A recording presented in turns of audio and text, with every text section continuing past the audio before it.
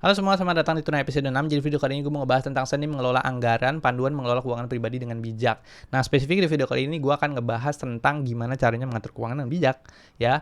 Entah itu sebagai pribadi maupun keluarga kalau yang udah berkeluarga, ya. Nah, tujuannya adalah supaya setiap orang itu mampu mencapai goal finansialnya menjadi lebih cepat gitu ya. Nah, beberapa contoh dari goal finansial itu misalnya contohnya kayak menikah, punya anak, pergi haji atau umroh kalau sebagai muslim, atau memiliki aset seperti rumah dan mobil. Nah, di video kali ini gue akan ngebahas lebih dalam gimana sih supaya kita bijak gitu. Jadi nggak overspending gitu. Oh, tiap gue gajian ya udah gue belanjain segala macam, nggak kayak gitu ya. Tapi kita gimana caranya lebih bijak mengatur keuangan kita sehingga kita bisa mencapai goal keuangan kita lebih cepat gitu. Apalagi especially teman-teman yang suka banget sama healing ini kan. Baru stres dikit udah healing gitu, tiba-tiba duitnya menguap aja kayak gitu ya. Ini cocok banget buat teman-teman yang kayak begitu tuh, nonton video ini sampai habis gitu ya. Oke, so yang penasaran, kita langsung masuk aja ke videonya. Seperti video-video gue sebelumnya, mungkin pertama yang belum kenal, kenalan dulu. Perkenalan, nama gue Agung Sundoro, gue adalah seorang programmer tech savvy dan content creator. Di situ ada website gue juga di agungsundoro.com. Nah, di dalamnya sosial media gue juga, dan kalau misalnya mau kenalan, sharing-sharing bisa lewat situ lah ya. Oke, terus kebetulan video ini masuk ke dalam salah satu playlist gue berjudul Tunai. Tunai adalah salah satu playlist gue yang ngebahas tentang masalah keuangan secara mendalam. Nah, kalau teman-teman suka sama playlist sama video yang model kayak gini, bisa klik link di deskripsi di bawah, terus bisa follow full playlistnya di sana gitu ya. Terus gue encourage teman-teman juga yang belum subscribe dulu geng, biar gue tambah semangat lagi bikin videonya. Oke, itu perkenalannya, lalu lanjut lagi ke disclaimer karena ini masalah finansial. Gue selalu kasih disclaimer. Tujuannya adalah supaya gue nggak mau kena ya. Kalau misalnya ada financial decision yang teman-teman buat terus ntar nyalain gue, oh lu gini enggak ya. Untuk full disclaimer-nya bisa di pause videonya, cuman gue akan kasih 3 poin utama. Yang pertama adalah gue bukan financial expert, jadi semua informasi yang gue dapat di sini adalah semua informasi yang gue bagikan di video ini bentuknya adalah diskusi yang gue pelajarin dari buku dan juga online ya, entah itu blog atau video segala macam itu gue bagikan ulang di di playlist ini gitu, atau di video-video budgeting tunai ini gitu ya. Dan yang ketiga adalah gue tidak bertanggung jawab atas semua financial decision yang teman-teman buat. Kalau misalnya teman-teman membuat financial decision tertentu, terus abis itu adalah hasil dari tanggung jawab teman-teman sendiri. Kalau misalnya gue memberikan suatu suggestions di sini, artinya juga gue hanya itu based on experience gue gitu. Jadi kalau misalnya teman-teman mau pakai syukur, terus tapi kalau rugi ya jangan salahin gue gitu kan. Itu juga berarti kalau gue melakukan itu juga gue rugi juga kayak gitu kan. Jadi harus based on financial literasi teman-teman ya. Pokoknya harus sadar gitu apa yang dilakukan di sini gitu. Oke, itu disclaimer-nya. Atau mungkin juga bisa manggil expert kalau misalnya pengen lebih dalam lagi pengetahuannya soal masalah apa yang gue bahas di dalam video ini. Oke, itu aja disclaimer-nya. Jadi kita langsung masuk aja ke materinya. Oke, pertama gue mau ngebahas dulu tentang BIP. Ya, sebenarnya ini udah gue bahas di episode 4. Mungkin kalau misalnya mau lebih detail, itu ada nonton lagi di episode 4 ya, tentang BIP ini. Kita akan menggunakan template yang sama, oke? Di sini hanya penjelasan lanjutannya aja dari episode 4 tersebut gitu. Nah, mungkin gue akan sedikit jelasin dikit aja, tapi nanti kita akan lanjut lagi ke slide berikutnya. BIP, ini ada penjelasan. The BIP, Budget Investment Portfolio, Google Sheet Template is designed to be a versatile tool for effectively managing your investment and finance. Tujuannya adalah BIP ini adalah Google Sheet Template ya. Jadi berguna untuk gimana cara kita untuk bisa memanage investasi kita dan juga keuangan kita pribadi itu ya. Detailnya itu sebenarnya ada 5 tab. Di episode 4 gue udah bahas 4 tab ini. Nah, sekarang kita akan lebih dalam masuk ke dalam tab kelima, yaitu soal budgeting. Oke? Jadi kayak gitu. Nah, terus kita lanjut lagi. Sekarang kita masuk ke tab kelima ya, yaitu budgeting. Budgeting, buat yang belum tahu, ini ada penjelasannya. Budgeting is the process of creating plan for how you will spend and manage your money. Oke, itu sebenarnya keywordnya. Budgeting atau dalam bahasa Indonesianya adalah anggaran, adalah suatu proses membuat suatu rencana di mana kita akan mengeluarkan atau spending and manage your money. Bagaimana cara mengeluarkan dan juga memanage uang kita kayak gitu. Nah, itu yang disebut dengan budgeting. Nah, budgeting itu bisa sebenarnya untuk short term, itu misalnya kayak gue mau liburan, itu juga bisa dalam jangka waktu pendek, atau juga bisa budgeting untuk melakukan anggaran untuk jangka waktu yang lama. Misalnya gue mau beli mau menikah gitu, misalnya dalam jangka waktu 1 tahun atau dalam waktu 2 tahun, atau yang lebih lama lagi mempersiapkan keuangan untuk edukasi anak gue nanti, atau mempersiapkan untuk misalnya gue mau punya anak gitu, terus ntar brojolnya atau melahirkannya gitu kan, gue butuh dana, berarti gue siapin dari sekarang. Itu kayak gitu juga bisa, itu juga disebut sebagai budgeting. Nah, key aspect of budgeting include, yang pertama ada setting financial goal. Ini ya, ada financial goalsnya beda-beda ya. Jadi gue bilang mau mau siapkan edukasi anak, mau brojol, mau umroh, mau beli rumah, mau beli mobil, terserah lah ya, itu financial goalnya itu. Yang kedua adalah creating spending plan. Later the fund different category budget attempt based on your income, expenses, and financial goal. Oke, tadi kan udah ada kita nomor 1 financial goal-nya. Lalu yang kedua adalah gimana caranya kita mengatur budget itemnya based on your income, expenses, and financial goal. Nah, kalau misalnya masalah income, pemasukan, itu udah gue bahas di episode 2, expenses juga udah gue bahas di episode pertama. Jadi bisa nonton lagi videonya diulang ya. Yang ketiga adalah monitoring and adjusting. Regularly reviewing your budget and tracking your actual income and expenses to ensure that you are staying on track with your financial plan. Ya, tadi dulu. Ini yang ketiga adalah memonitor dan mengadjusting. Yang keempat adalah saving and investing. Budgeting also involves setting aside fund for saving investment to build wealth and achieve financial security over time. Oke, jadi sebenarnya yang dimaksud dengan kata bijak di sini, bijak mengelola keuangan, adalah bagaimana caranya kita untuk bisa mengatur keuangan kita supaya tidak melakukan overspending namanya, atau kita ngeluarin duitnya tuh terlalu banyak untuk hal-hal yang tidak berguna, tapi kita bisa mengalokasikan hasil atau spending atau mengeluarkan uang based on tujuan dari financial goal-nya kita, yang termasuk dari key aspect budgeting, yaitu monitoring dan adjusting, dan juga saving and investing. Nah, jadi teman-teman yang kalau misalnya nih gitu kan, apa-apa mau healing segala macem gitu kan, baru stres dikit udah mau healing gitu kan, atau misalnya penghasilan pengeluaran setiap bulan udah nguap aja, gua nggak tahu, pokoknya habisin aja sebanyak-banyak ke belanja di toko online gitu, udah belanjain aja hal-hal yang gak penting gitu kan. Nah, ketika kita melakukan anggaran seperti ini, atau kita melakukan budgeting seperti ini, kemudian kita akan lebih sadar gitu, oh iya nih, kalau misalnya gue healing terlalu banyak, atau gue traveling terlalu banyak, atau gue misalnya belanja online terlalu banyak, akhirnya duit gue jadi habis.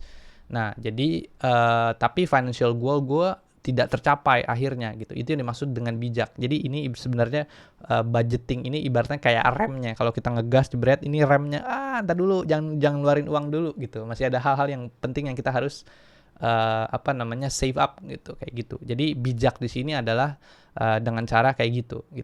Oke, jadi kayak gitu ya, sedikit konsep atau teori soal masalah budgeting dan kenapa budgeting itu penting, itu kan sebagai remnya kita. Kalau misalnya kita terlalu kenceng ngegasnya, buang-buang duitnya itu terlalu kenceng, kita harus agak sedikit ngerem dulu gitu. Oke, jadi kita langsung aja masuk mungkin ke masuk aja ke ininya ya, Google Sheet-nya ya. Nah, jadi ini sebenarnya kalau yang 4 tab pertama, yaitu dashboard, transaction summary, and portfolio, ini mungkin udah gue bahas di episode 4, jadi teman-teman bisa lihat lagi gitu. Ini gue ngebahas tentang gimana caranya untuk mengelola investment dan gimana caranya mengelola harta kekayaan gitu, gimana supaya kita bisa mengelola investasinya kita gitu. Di episode 4 udah gue jelasin. Nah, sekarang gue akan masuk ke dalam versi budgeting di sini.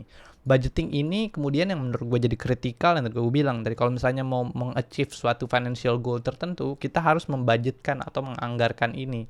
Dan ini benar-benar menjadi penting ya buat kita. Kenapa? Ya karena kalau misalnya kita nggak punya budget dalam hidup, ya kita hidupnya ngawang aja gitu. Ya udah ngawang aja, lu dapat duit buang gitu. Kalau misalnya di luar negeri istilahnya living paycheck by paycheck. Jadi setiap bulan dapat buang lagi, living paycheck by paycheck, namanya kayak gitu. Nah, makanya budgeting ini kemudian jadi penting.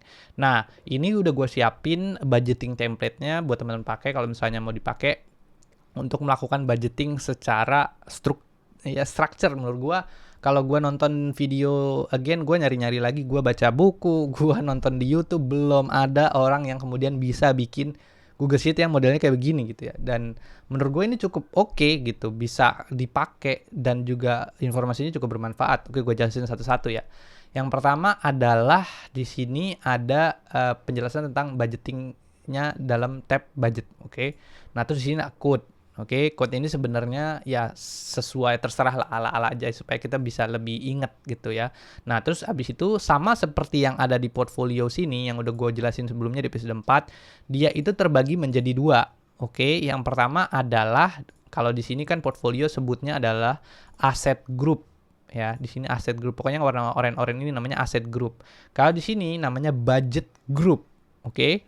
Ntar gue jelasin buat apaan ya. Jadi misalnya umroh keluarga gitu. Nah, kayak gitu ya. Umroh keluarga gitu. Ini budget group. Yang ini adalah budget item. Oke. Nah, kenapa dibagi dua ini ribet banget sih lu? Kenapa dipisah-pisah begini sih gitu. Nah, tujuannya adalah misalnya contohnya gini ya. Nih ada house. Nah, lu misalnya mau nyimpen uang buat beli rumah misalnya, atau buat beli mobil, atau buat edukasi anak gitu kan, cukup mahal juga kan. Misalnya harganya totalnya adalah 60 juta gitu kan. Apakah lu akan menyimpan semua uang lu di dalam satu tabungan saja?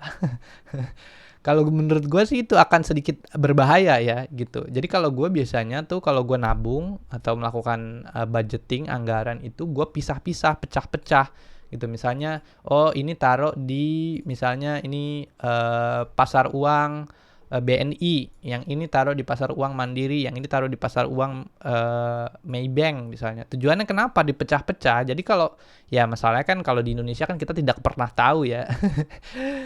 Meskipun bank juga, apakah lo tahu uang lo akan aman di sana? Kasus-kasus di Indonesia udah banyak banget ya. Orang nyimpen uang di bank, gue nggak mau sebutin banknya apa, coba aja cari di Google sendiri. Itu banyak banget kasusnya, tiba-tiba uangnya menguap begitu aja, ya kan? Terus ya udah diambil sama branch manajernya kah, entah apa uangnya dipakai buat apaan kah, gitu. Kasus deposito hilang berapa miliar gitu kan. Jadi menurut gue gue tidak terlalu percaya sama banking system gitu. Jadi kalau gue sih biasanya gue separate, gue pecah-pecah ke dalam bentuk-bentuk budget item kayak begini. Jadi gue sebar telurnya gitu ya, di gue pisah-pisah dalam entah aplikasinya gue bedain, entah banknya gue bedain, terserah lah pokoknya gitu. Jadi intinya supaya uangnya tuh lebih aman gitu. Karena kan mencari uang tuh susah. Jangan sampai uang kita menguap begitu saja, hilang gitu aja kan, itu jadi bermasalah ya. Jadi kalau gue biasanya kayak gitu. Gue pecah-pecah dalam budget item yang modelnya kayak gini. Apalagi kalau mau beli rumah, misalnya harga rumah misalnya 250 juta gitu, atau 300 juta. Misalnya gini, rumah harganya 300 juta gitu kan. Nih, harga rumah 300 juta. Nah, kalau gue dimasukin ke dalam satu bank doang, itu menurut gue agak-agak sedikit bahaya gitu. Dan juga ya bahaya aja gitu kalau gue ngelihat ya sih, meskipun uangnya 100 juta tuh belum ada apa-apanya ya, cuman maksud gue menurut gue bahaya. Akan lebih aman kalau misalnya kita spread di beberapa budget item atau di beberapa storage ya, di beberapa tempat penyimpanan kayak gitu. Nah, jadi kayak gini ya, ini namanya budget group, yang ini 2, 3 adalah budget item. Nah, selain dari itu juga budget item ini difungsikan untuk gimana caranya otak kita mampu untuk bisa menerima achievement atau sukses gitu. Jadi gini, kalau misalnya kita punya set of goals, misalnya 300 juta gitu, let's say ya, kita pengen mengincar rumah dengan harga 300 juta, let's say gitu. Nah, kalau misalnya kita bikin setnya di sini cuma satu, misalnya ini nggak ada ya, ini kita hapus, misalnya cuma satu, berarti di sini ada 300 juta misalnya. House saya ini kan karena ditambah sama di atas, anggaplah 330 juta di sini kan. Nah, kalau kita ngumpulin uang sedikit gitu, masukin ke dalam satu akun doang, nah biasanya otak kita tuh udah mulai ini tuh menabung. Itu kalau kita bentuknya kayak gitu, kita akan apalagi kalau orang yang sudah terbiasa mengeluarkan uang dengan ya udah gitu aja ngasal ya. Nah, itu biasanya dia akan lebih banyak kalau misalnya di kayak gini ngeliat angka gede, wah iya nih, gue masih punya uang 300 juta, ya udah gue belanjain dikit, kayaknya nggak apa-apa, dikit terus akhirnya jadinya habis gitu. Nah, dengan menggunakan kita breakdown jadi kayak gini, nah dengan 3 item kayak gini atau 3 budget item ini, kita membiasakan diri kita supaya kita bisa mengachieve set of apa ya namanya, goal itu tuh ini jadi sebutannya milestone gitu. Jadi milestone-nya tuh yang bisa kita kejar. Oh, 100 juta nih kayaknya bisa kita kejar dalam jangka waktu segini. Jadi nggak terlalu banyak kumpulin uangnya, bla gitu. Dalam jangka waktu berapa tahun misalnya kumpulin uang. Nah, oh ya udah kita udah berhasil kayak gini nih. Oh, udah ada rasa kesenangan sendiri dibandingin kalau langsung 300 juta gitu. Kita punya milestone. Milestone 1 untuk beli rumah tercapai gitu. Lalu kita kejar lagi milestone 2, lalu kita kejar lagi milestone 3. Nah, dengan cara kayak gitu otak kita akan lebih terbiasa untuk pencapaian-pencapaian kecil. Itu yang gue pelajarin sih dari sisi psikologi manusia gitu ya. Kalau misalnya tadi sini digeber di kebanyakan juga jadinya orangnya tuh oh yaudah nggak apa-apa dikit lama-lama habis juga gitu. Makanya kalau gue pribadi biasanya gue pecah-pecah kayak gini, apalagi untuk pembelian yang misalnya besar-besar, misalnya gue mau ngejar untuk kebutuhan edukasi anak misalnya atau apa gitu, atau misalnya mau menikah juga cukup besar uangnya misalnya. Nah biasanya gue pecah-pecah ke dalam bentuk budget item yang kayak modelnya kayak gini gitu. Jadi gitu ya, itu disebut dengan budget budget group ini yang warna oranye-oranye ini, dan budget item yang ada di sini. Nah, sebenarnya cara menambahkan ya, kalau membuat budget baru gitu, gimana sih caranya? Sebenarnya sederhana. Ini gue udah mirip-mirip sama kayak yang di episode 4 juga. Caranya adalah cuma tinggal ini doang nih, 2. Yaitu copy aja budget grupnya, copy aja budget itemnya, copy, thread, taruh di mana terserah di sini. Misalnya ini kita mau namain misalnya apa ya?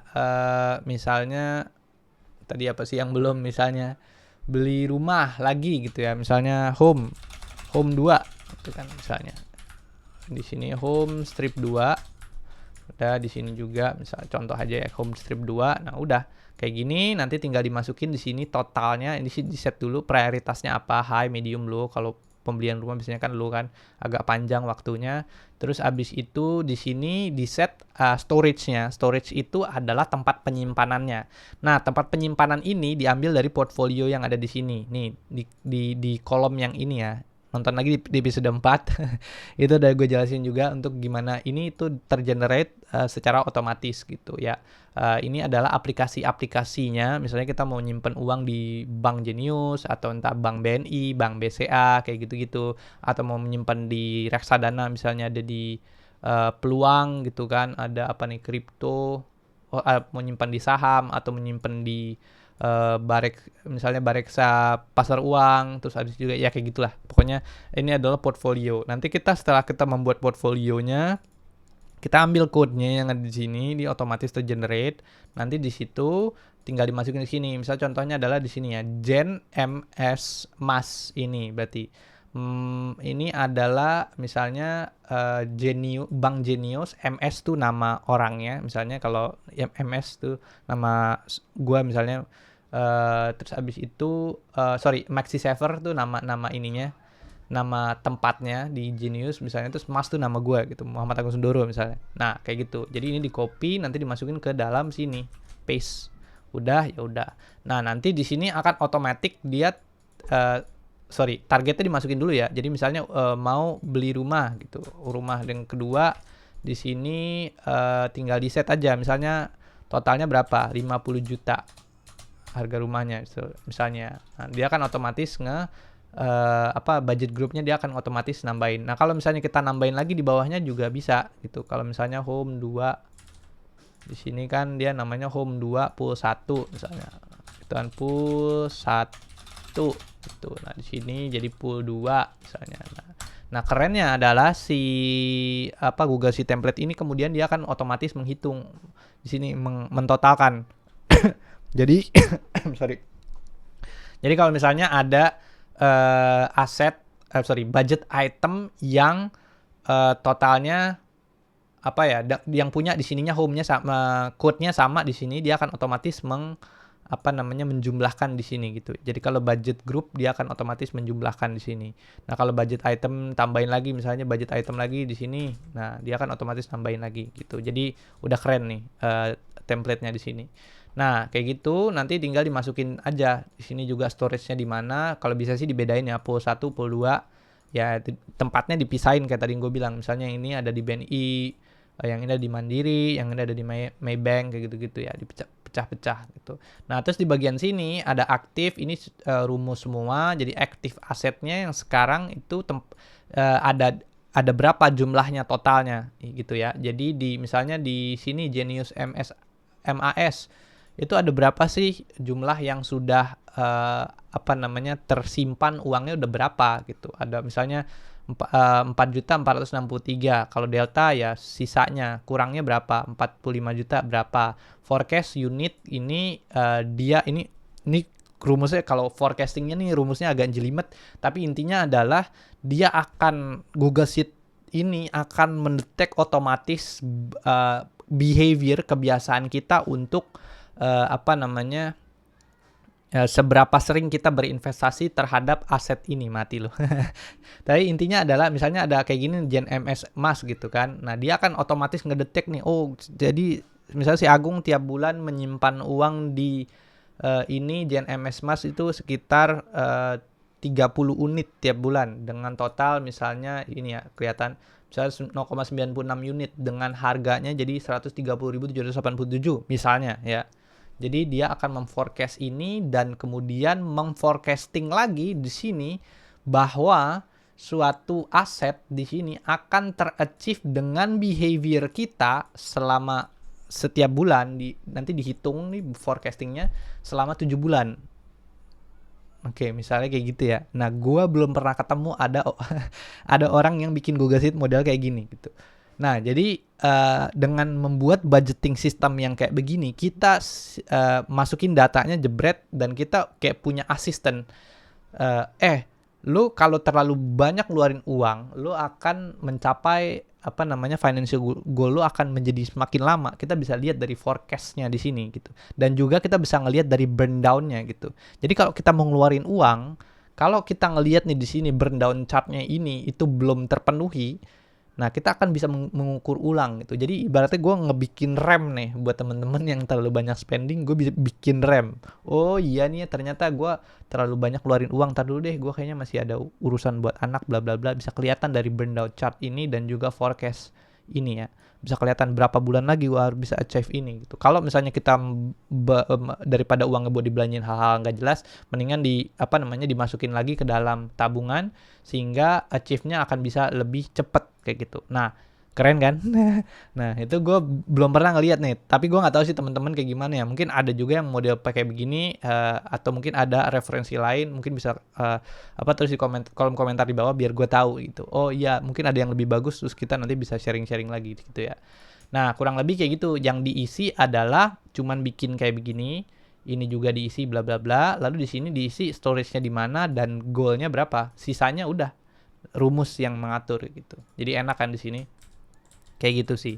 Nah, terus abis itu kurang lebih kayak begitu caranya untuk membuat budget baru ya. Kayak gitu. Nah, terus seperti sebelumnya juga ada kekurangan di Google Sheet gitu. Misalnya ya, kita mau membuat suatu budget baru gitu kan, tapi kita mau taruh dia di paling atas. Ini kan gue set tuh dia adanya berdasarkan abjad ya. Kayak gini, ada BC, ada berarti birth child 1. Misalnya kalau mau melahirkan, itu kan, dana melahirkan. Misalnya contohnya kita pengen berinvestasi untuk growth gitu, atau berinvestasi untuk apa ya, misalnya emergency fund gitu ya. Tapi dia mau emergency fundnya tapi mau ditaruh di paling atas. Misalnya kayak gini ya, misalnya gini.